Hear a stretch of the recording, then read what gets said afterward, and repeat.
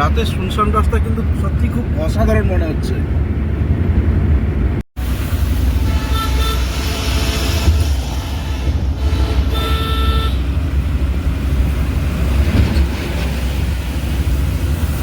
দুই ভলভোর রেষারেষি চলছে।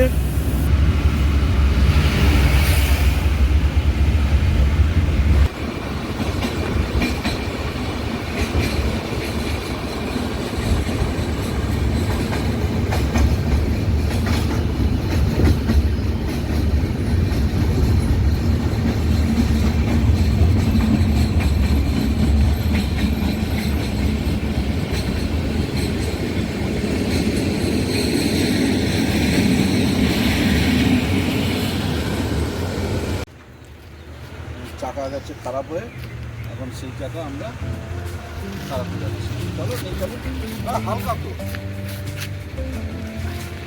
এমআরএফ হয়ে যায়। এমআরএফ কিরকম এই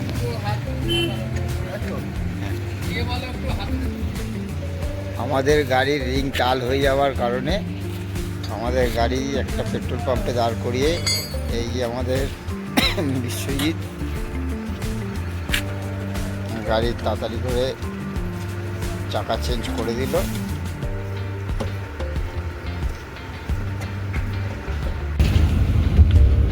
বাগডোগরা ক্রস করে আমরা এবার শিলিগুড়ির দিকে বা জলপাইগুড়ির দিকে আমরা এখন যাচ্ছি। এই রাস্তাটা তো সম্পূর্ণভাবে হয়ে গেছে, রাস্তা সম্পূর্ণ হয়ে গেছে।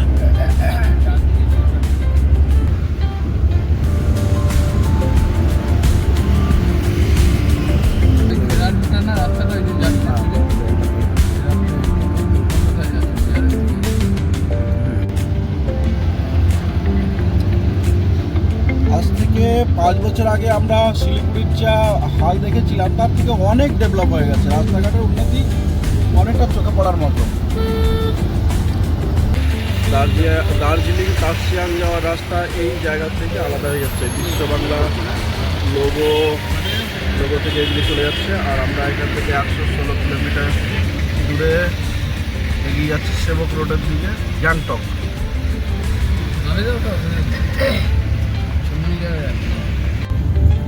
শিলিগুড়ির জামটাকে আমরা এবার সেবক রোডে উঠে পড়েছি। এই সেবক রোড পরে আরো স্মুথভাবে গাড়ি যাবে। দায়ে বায়ে ইন্ডিয়ান আর্মিদের ক্যাম্পাস।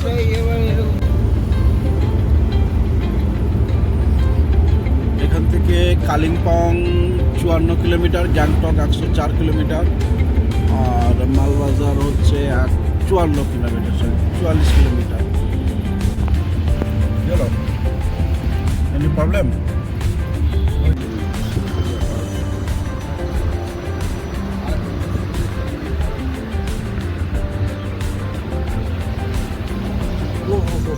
চলে যাচ্ছে একটু আগে আসা দরকার।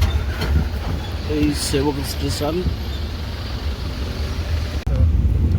একটা এবারে যে ল্যান্ডস্লাইডিং জোনটা এখনো কিন্তু গাছগুলো পড়েছে। দেখো চলে এসছে, এইখানেই তো জল উঠে গেছিল, সেই দেখাচ্ছে না। জল ওঠার জায়গাটা আর একটু তিস্তা বাজারের তিস্তা বাজারের কাছে। এটা অনেকটা তিস্তা নদী থেকে অনেকটা উঁচুতে, এখানে জল আসবে না।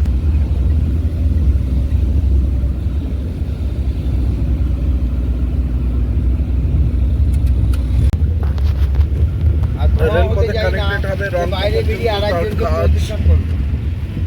লোকে তোমায় উড়িয়ে দেবে না, প্রদূষণ করবে তো। আমি তো বাইরে বেরিয়েও লোকের ক্ষতি করছি।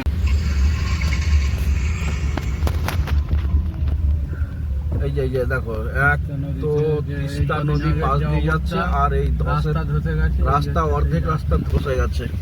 ছোট গাড়িগুলোকে যেতে দিচ্ছে, বড় গাড়ি কিন্তু এখন নো এন্ট্রি।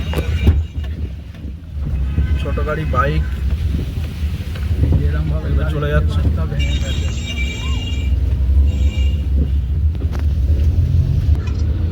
তো নো এন্ট্রি করা যাবে না। উদ্ধার কাজে মেন তারাই হাত লাগিয়ে দেবে। না, শুধু আর্মির গাড়িগুলো দেখতে পাচ্ছি, সেগুলো তারা তো উদ্ধার কাজে মেন তারাই ভূমিকা পালন করবে।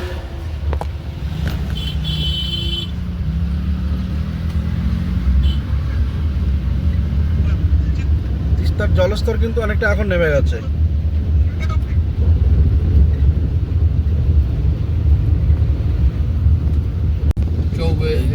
ল্যান্ডস্লাইডিং এর জায়গা যেরকম ভাবে আছে মনে হচ্ছে বৃষ্টি হলে আবার ল্যান্ডস্লাইডিং হওয়ার সম্ভাবনা।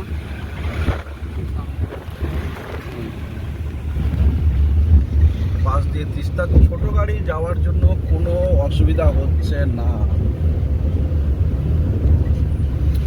কিন্তু রাস্তা একটু হলো বিপজ্জনক হয়ে আছে, সাবধানে চালাতে হচ্ছে। তিস্তার জলস্তর অনেকটা নিচে এখন, স্বাভাবিকভাবে যেরকম জল ধারা থাকে, জলের ধারা থাকে।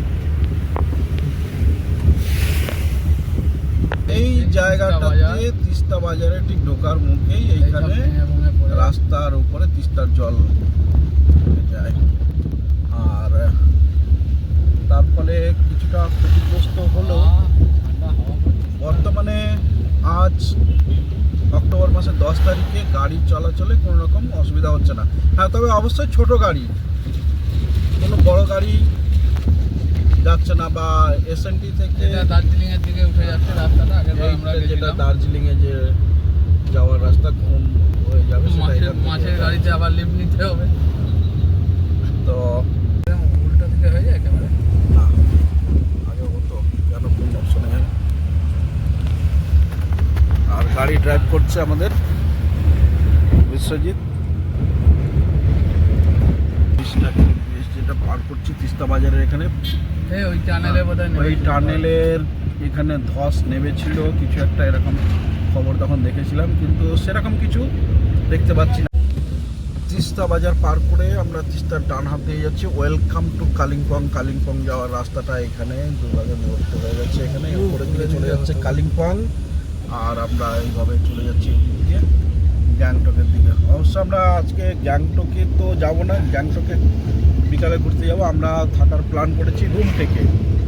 রুমটেক এর আগে আমি একবার ভ্রমণ করেছিলাম, সেখানকার জায়গাটা আমাকে খুব ভালোই লেগেছিল। আর রুমটেক থেকে গ্যাংটকের যে দৃশ্য সেটা অতুলনীয়, আর সেই দৃশ্যটা যে একবার দেখেছিলাম সেটা দ্বিতীয়বার আবার দেখার ইচ্ছার জন্য ওখানেই থাকার জন্য প্ল্যান করেছি আমি। যে দুর্যোগ হয়েছিল এখানে, তার ফলে যা ক্ষতিগ্রস্ত হয়েছিল সেটা প্রায় কাটিয়ে উঠেছে। মেরামতের কাজ তো হচ্ছে, আর ছন্দে ফিরছে। গাড়িতে কোনো রকম কোনো আমরা সমস্যা এখনো দেখিনি।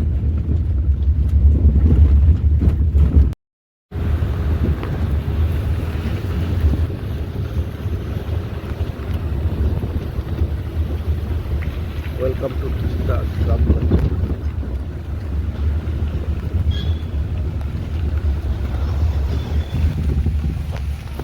ল্যান্ডস্লাইডিং জোন, এখানে বড় ধরনের ক্ষতি হয়েছিল, রাস্তাতে বন্ধ হয়েছিল সেটা বোঝাই যাচ্ছে।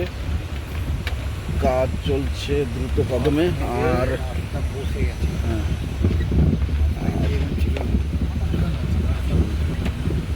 রাস্তা বসে গেছে, তাই তো? এখানে রাস্তা বসে গিয়েছিল, রাস্তাটা অনেক উঁচু ছিল, তো সেটাকে আবার সলিডভাবে করে রাস্তা এখন চলার মতো করে দিচ্ছে।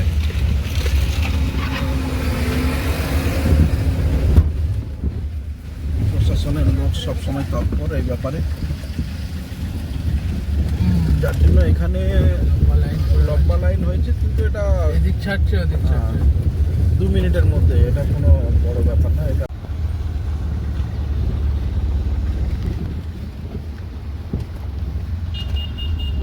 খবর ঠিক আছে।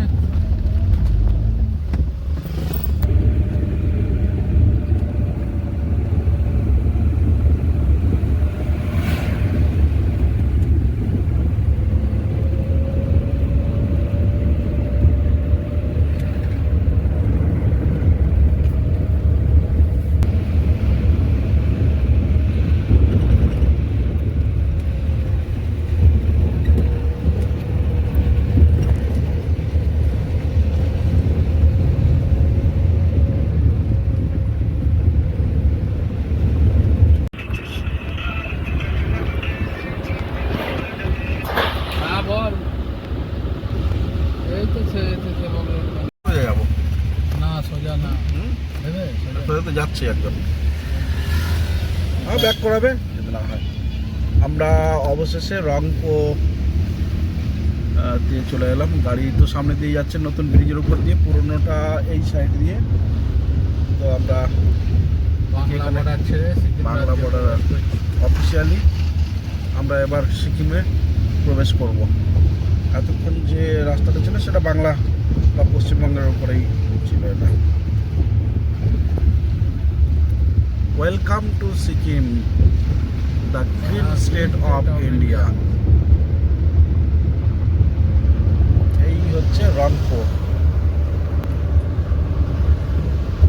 Green state. তবে এখান পর্যন্ত ইন্ডিয়ান রেলের যে প্রজেক্ট হওয়ার যেটা বাস্তবায়িত হবে এখান পর্যন্ত, কিন্তু স্টেশনটা কোন জায়গায় হবে সেটা এখনো আমি এখানে তো বুঝতে পারছি না। তবে যখন হবে তখন অবশ্যই একবার ট্রেনে সফর করবো। আমি কেন, অনেকেই করবে। গ্যাংটক 38 কিমি, রেনক প্যাকিয়াং। Welcome to Sikkim. ব্রহ্মা টানেলে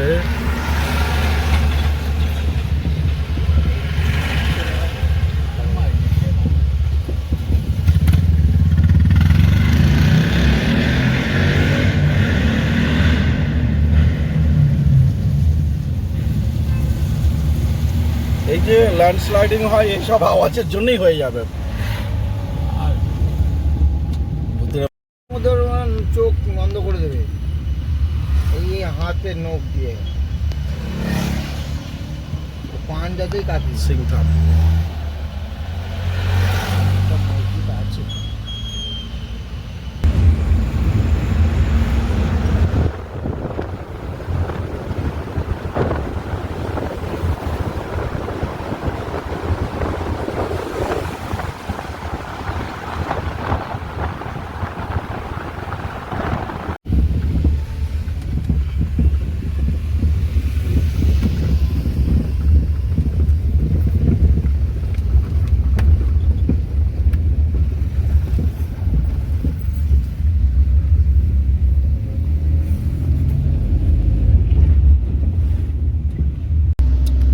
ওয়েলকাম টু গ্যাংটক দেখলাম বোর্ড। এবার আমরা তো যাব রুম থেকে, এই রানীপুল থেকে এখানে গিয়ে দেখি কোন জায়গাতে রাস্তাটা হচ্ছে। কারণ একবার সাওয়ার সঙ্গে একবার এসেছিলাম, তাই তো? সাওয়া তোর মনে আছে?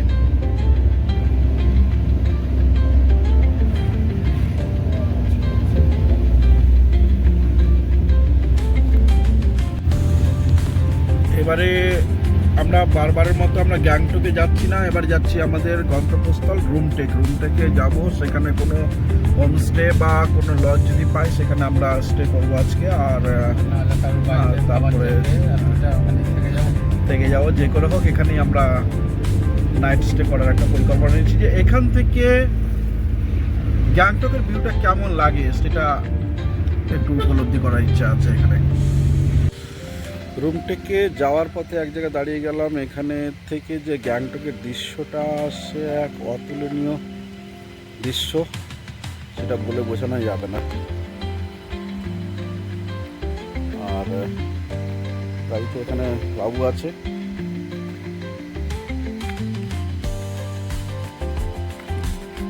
আর একটু উপরে যাওয়া যাক, উপর থেকে ভিউটা আরো ভালো দেখা যাবে।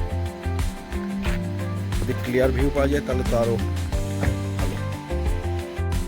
রুমটেক যে জং আছে ওটা খুব একটু কস্টলি। এটা আচ্ছা, এখানে আবার জিপ রাইডিং হচ্ছে। জিপ রাইডিং হলো আচ্ছা, আমরা অত ইয়েতে যাবো না, কোথাও রুমটেকের ওখানে গিয়ে সস্তার বস্তা খুঁজবো। রেজনটা হচ্ছে একটা ভালো বেইমানের জন্য বাহিনী কাজ।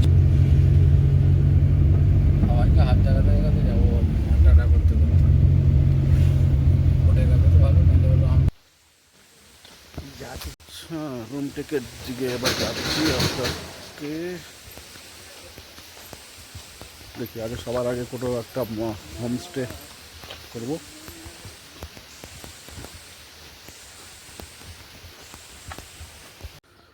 এই রুমটেক মনস্ট্রিতে আসতে গেলে একটা বৈধ আইডেন্টি কার্ড নিয়ে আসতে হয়, আর গাড়িটা নিচে পার্কিং করতে হবে, অনেকটা আমাকে হাইক করে যেতে হবে। অনেকটা বলতে বেশি না, হয়তো 200-250 মিটার। এর আগে আমি 12-13 বছর আগে গিয়েছিলাম, ঠিক ডিস্টেন্সটা আমার মনে নেই।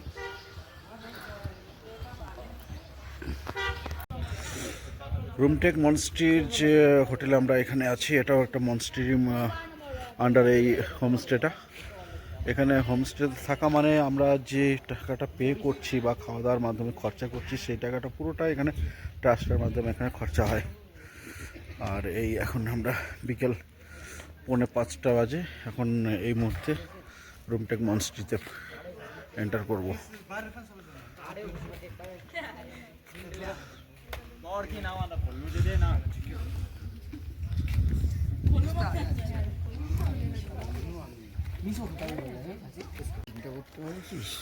রুমটেক মনস্ট্রি বহু বছর আগে একবার এসেছিলাম এই মনস্ট্রিতে, তারপর থেকে আমি ডিসাইডেড করেছিলাম তো এই মনস্ট্রির আশেপাশে কোথাও হোমস্টে। আর এখান থেকে যে গ্যাংটকের ভিউটা, এই সেই গ্যাংটক, পুরো গ্যাংটকটা দেখাচ্ছি।